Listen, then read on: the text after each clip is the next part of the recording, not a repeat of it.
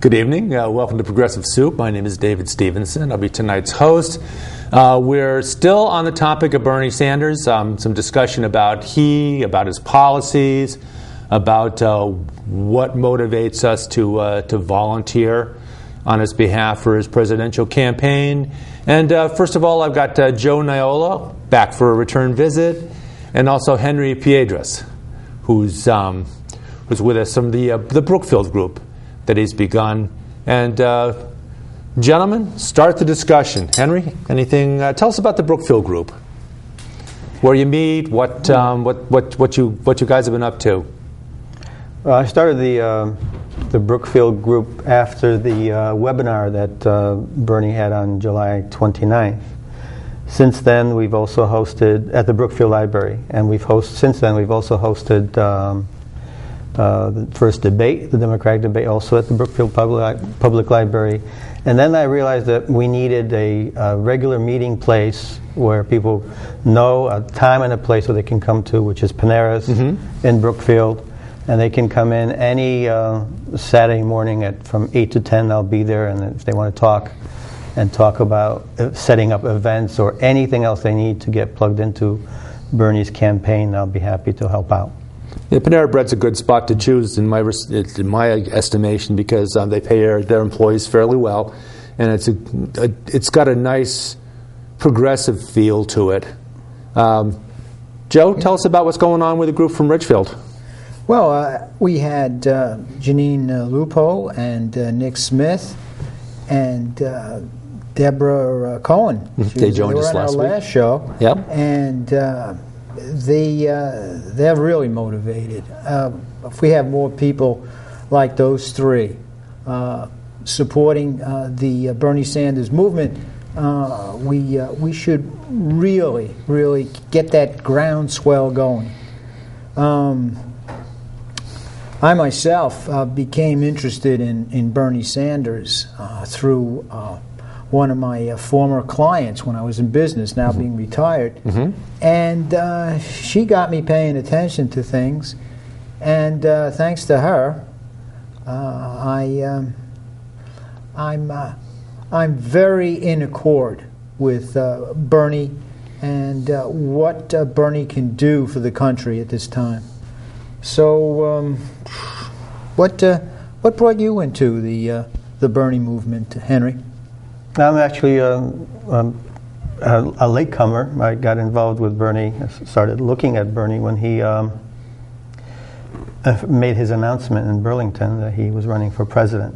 And then I started looking, and then I started reading all over the internet, and especially articles that were negative about Bernie. And there was a New York Times article that had basically that he really had no chance, and on and on. But there were over 800 comments. I read them all. And as I was reading, my daughter can confirm, I was crying, because he was beautifully aligned with the kinds of things that my family and I have been talking about for a long time. You know, you're right. He does get to your gut. I mean, I find myself viewing a number of his speeches, which happen to be, I find them on YouTube. A lot of young, active pundits out there that seem to know what's going on. And it gets you right there. I think it's because of the man's honesty, the man's sincerity, his integrity, sticking to his guns, not going for the big money. There's just things about him as a human being, apart from how worthy his politics are. Yeah. So, I'll add to what you're saying in that there's another word that I enjoy, which is credibility, in the sense that he walks the talk, in that if he says something, he's done it. Specifically, right now, you know, we're seeing the effect of money in politics. And he's already behaving as if Citizens United did not exist. I like that. Also, how can you have credibility if you're going to talk about regulating Wall Street, and yet you're taking money from Wall Street? And I think a lot of the candidates are doing that. It makes it hard. I think it really does, in fact, make it hard to to maintain a sense of truly being in favor of reining in Wall Street if you're collecting money from them. It makes it hard for them to take you seriously if you make moves in that direction. But to your point, Joe, about the New York Times and about what we call mainstream media, from the New York Times all the way across the spectrum to Fox, I don't take great offense. At least I understand that they're going to downplay Bernie Sanders because they're about making money. They're about advertising. Advertising pays the bills for them. It's important to them. And because of that, they're probably not going to be very favorable toward a candidate that would rein in big money, that would do the kinds of things that would not benefit their sponsors that pay their bills, but doesn't really favor them either. So I don't take great offense. At least I'm not surprised that they downplay his influence. And you've noted that after both debates so far, they've immediately crowned Hillary Clinton as the winner of the debates because she is more of a corporate candidate. But what you're saying, David, is what makes him more a candidate of the people. Mm-hmm. Okay, he's got a tough hill to climb. He's kind of made himself an underdog by not accepting all that PAC money. But that PAC money comes with a price.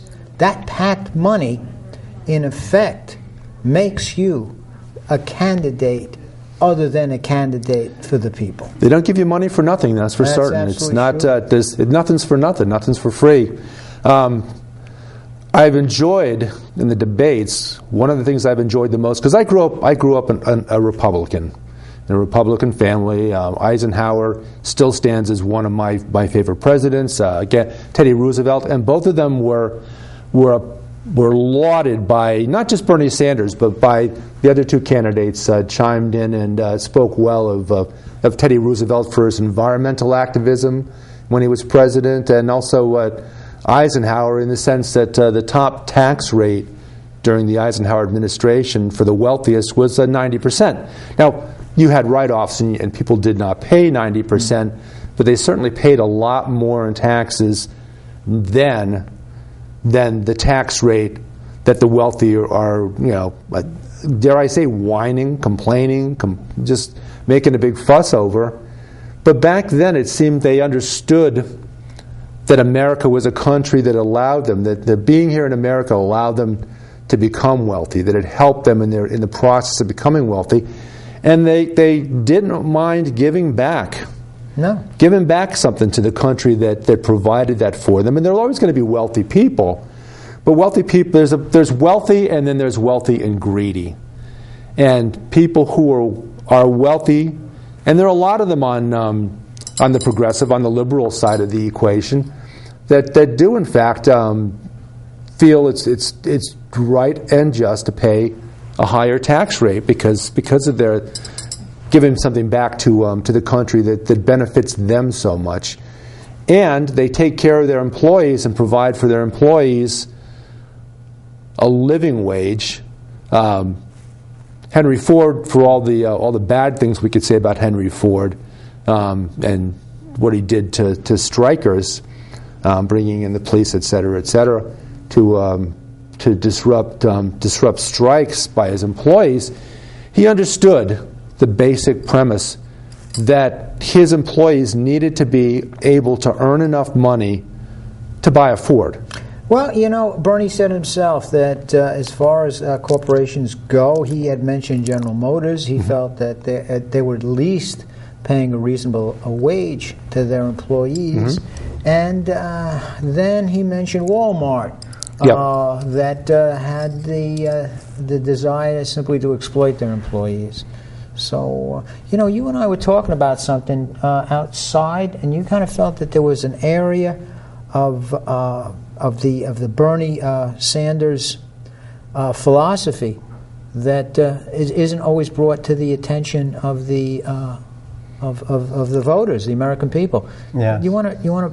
Well, I like to look at business processes from across many different areas of knowledge. So if we take business, one of the things that business does is they hire consultants and even pay employees to look at best industry practices. And that means, how they can improve what they're doing, whether it's automation or reducing the workload. But ultimately, it reduces costs for the company. And I think one of the things that, one of the labels that Bernie has pinned on him is socialist.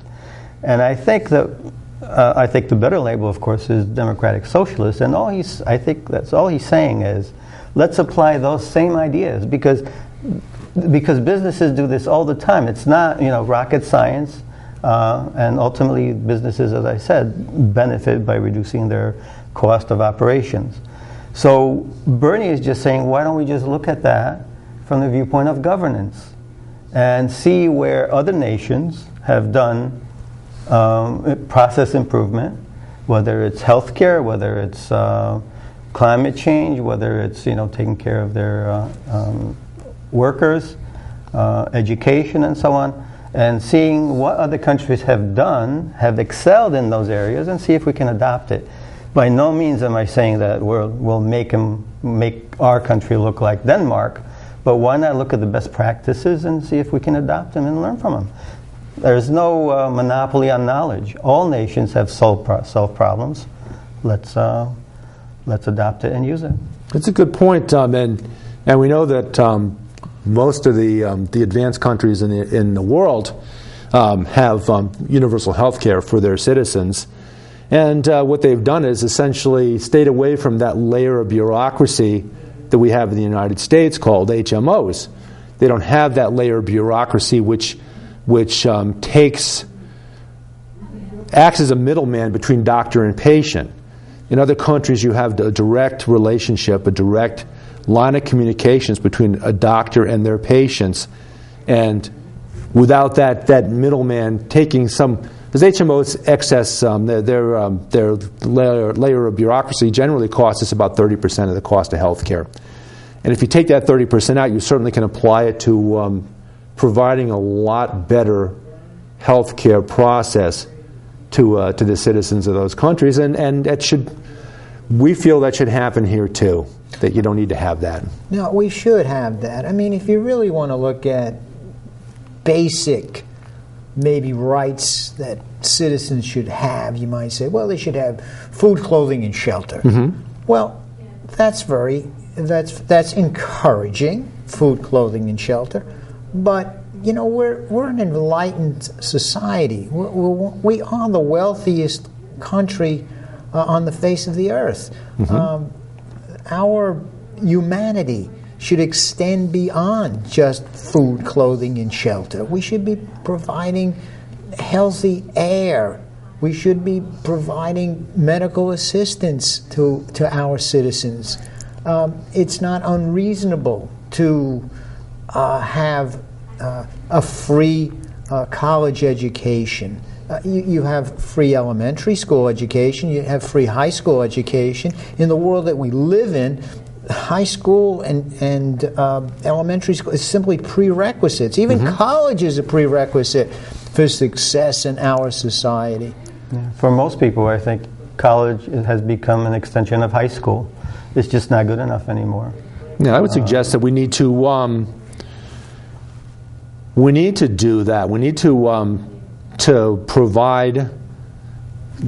100 years ago, 50 years ago, you didn't need a high school education. As you said, it wasn't as much of a prerequisite to being able to be a functioning part of the economy.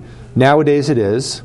And I would suggest also that the exactly same mindset that are opposed to universal availability of a college education to our kids, it's the same mindset that would have opposed public school 100, 150 years ago, back before we had public school available to all our kids, to all the kids at the time. If you want to take it a little further, it's a necessary prerequisite. Mm-hmm. I mean, we are in a situation where our democracy when I say democracy, I mean politicians that are beholding to the electorate, to the people. Unless the people are properly educated, they're not going to be able to preserve their democracy.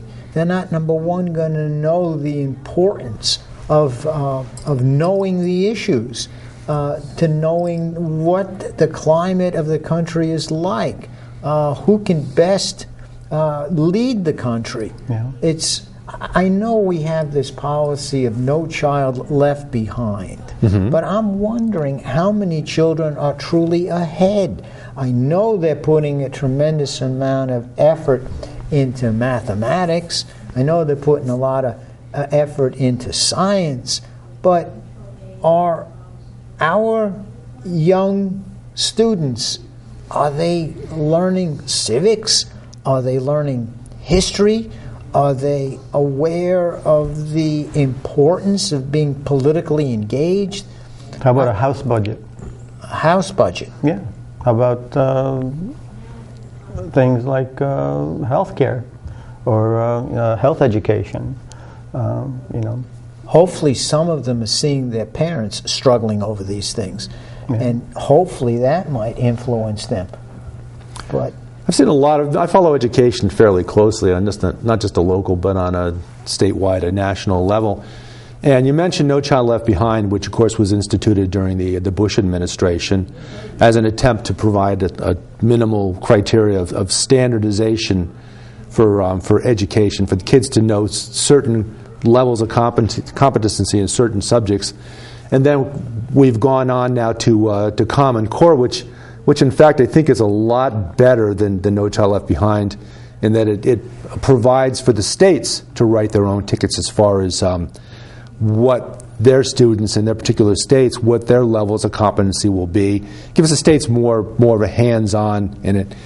But there's still something inside of me that says that the people that should be most in charge of determining what the kids need to know are probably teachers, and teachers have been buried with a lot of bureaucracy, both with No Child Left Behind and with Common Core, as far as a lot of time spent testing to determine if kids have reached those levels, and not enough time in reaching those levels, not enough time on the fine arts, on the things that provide motivation for kids. If a kid wants to learn music, they learn pretty quickly that they better learn mathematics. And all of a sudden now there's a motivation for learning basic mathematics.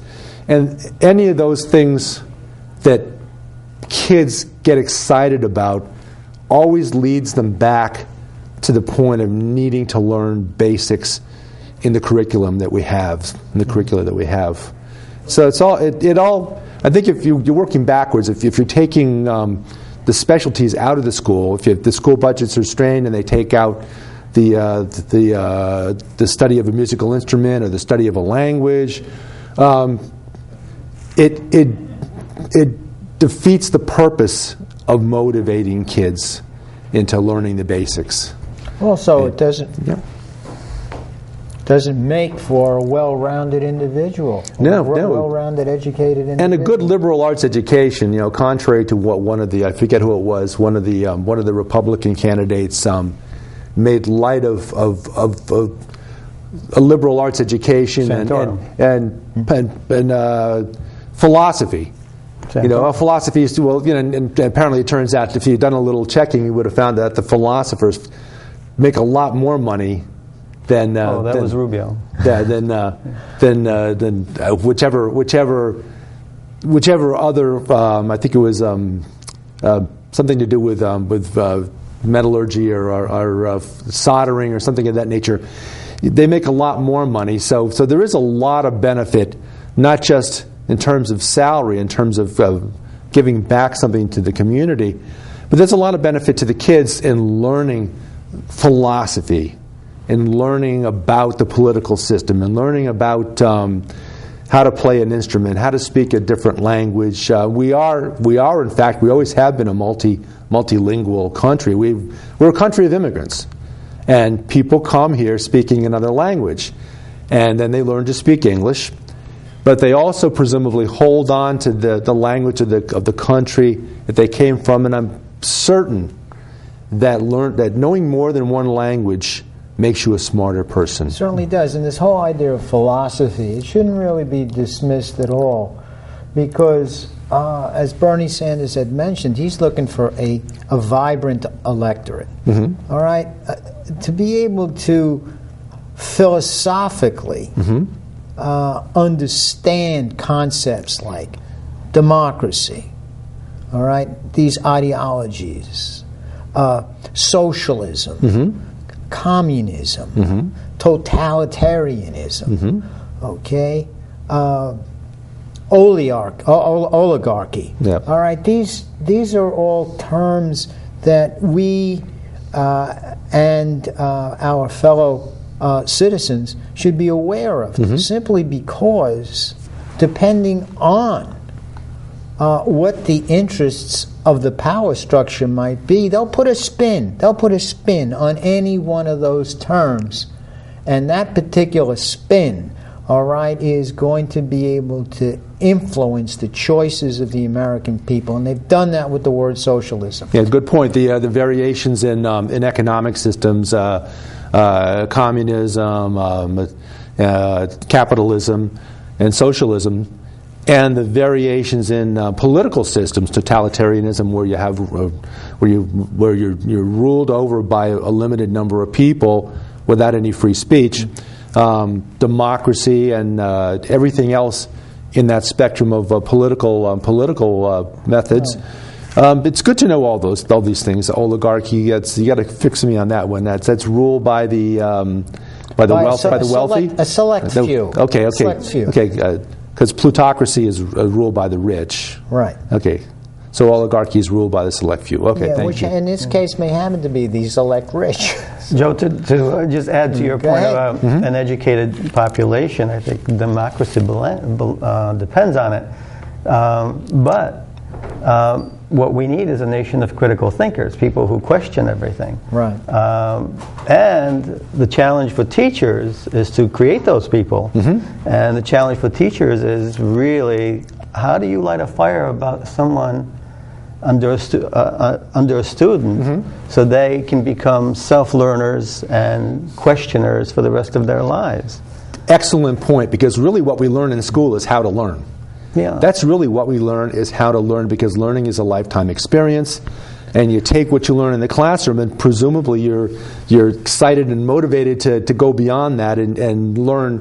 Kids are going to learn a lot more at home. They're going to learn a lot more by browsing the internet. They're going to learn a lot more outside the classroom, because they're only in the classroom 6 hours a day, 5 days a week, and they're outside the classroom awake for a lot more hours than that, and that's when people really, in fact, absorb and the question becomes, during the time, how do they invest their time? Is it by watching TV, or by reading a book, or learning a skill, or questioning things? Well, this is becoming even more complicated, because they are preoccupied with the media. For a lot of them, the media creates their identity for them. But media has an agenda, and that's, I think, the critical thinker discovers what that agenda is, and it's not always the common good. It's not always about you. It's about them. It's about making money. So very quickly, and by the way, I was brought up under communist rule, and I have a sense, like a sixth sense, about when I'm being spun. And when you look at marketing, that's a spinning methodology as well, and in some cases it might be called propaganda. Absolutely, selling is definitely propaganda. You're trying to show someone, that they're not thinking correctly, that you got the answer for them. Yeah, and if you're a logical thinker, a lot of the stuff that they're trying to do is silly. Like, how can a car be made with love, for instance? It's like, be a critical thinker, please. The word crap comes to my mind, the whole notion of selling. Yeah, so, I've done work in schools technology type work in schools. And like one of the things I've seen is when computers first came on board, one of the things that schools always did is they said, oh yeah, we got computers. Okay, well my point is that technology is easy. Okay, the hardware is easy. Military, same thing, hardware is easy, okay? It's the other stuff, it's the intelligence that's hard. It's the... How you use that. Do you know how to use it? How do you integrate it into a lesson plan? How do you have students use that technology to enhance their learning? In the case of military, how good is the hardware? What good is a hardware? Like an aircraft carrier, for instance, against a terrorist. How do you detect that somebody has evil in their heart?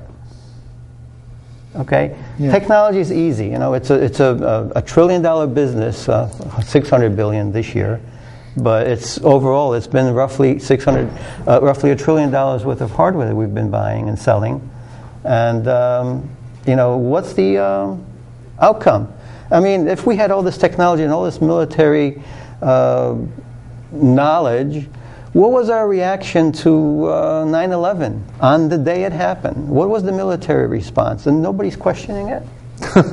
As I understand it, the first hour or so, we had 2 F-16 jets go out into the Atlantic Ocean off the coast of Washington, D.C. Looking for Soviets, I believe. Condoleezza Rice. Okay, so really, I mean, they're supposed to be playing all these war games and everything, and that's the...